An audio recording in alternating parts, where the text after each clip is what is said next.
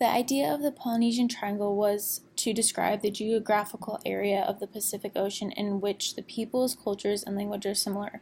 Today, many Pacific scholars say the Polynesian Triangle has expanded with the United States at the apex of the triangle, New Zealand and Australia as the two right angles.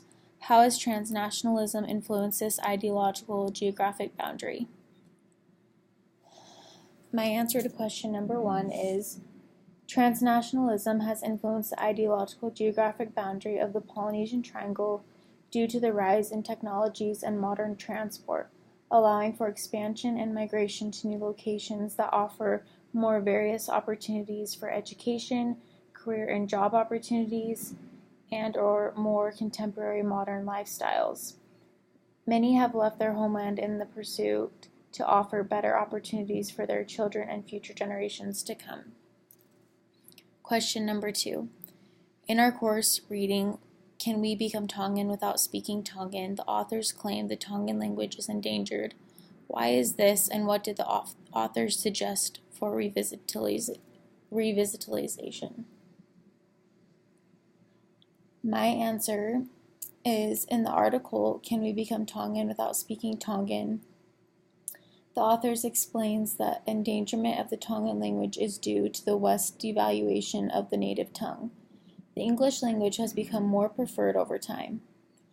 The authors suggest in order to continue on the expression of culture through the Tongan language, the language must continue to be spoken to each new incoming generation in order to be practiced on.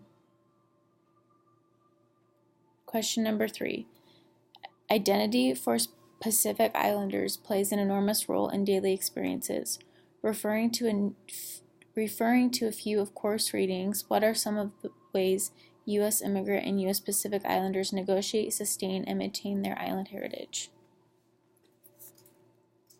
Pacific Islanders sustain, negotiate, and maintain their island heritage via maintaining certain practices such as tattooing, drinking kava, dancing and music rituals, and incorporation of their native tongue and language in Western culture. In the article Polynesian Music and Dancing by Burroughs, the practices of dancing, chanting, and singing music, rhythms, and songs is explained in detail of how it has been an integral part of Polynesian culture throughout time. Question number 4. Kava is an essential ritual throughout the indigenous Pacific. What are some of the controversies around kava use? Are there different purposes for using kava among Pacific Islanders that deter from the traditional protocols? Are there different uses in Western cultures than in Pacific cultures? Kava is a well-known and used drink in the Polynesian culture that is used to socially unite people. However, it is controversial due to the effects it has on the mind and body, especially here in Utah, where many Polynesians are members of the LDS faith. Kava has been seen controversial due to how it interferes with the LDS word of wisdom. However, according to the article Kava Not Java by Griffin, the LDS Church takes the stance that kava is permitted for ceremonial use but not for recreational use. In the traditional Polynesian culture, kava is used in ceremonies and big life events. However, in the U.S., it is often used for more recreational use for entertainment and calming effects. Number 5. With the emergence of the American urban culture such as hip-hop and rap among Pacific Islanders, many would say there is a culture appropriation in regards to African American culture. What is your perspective on this, and how does the course reading inform your perspective?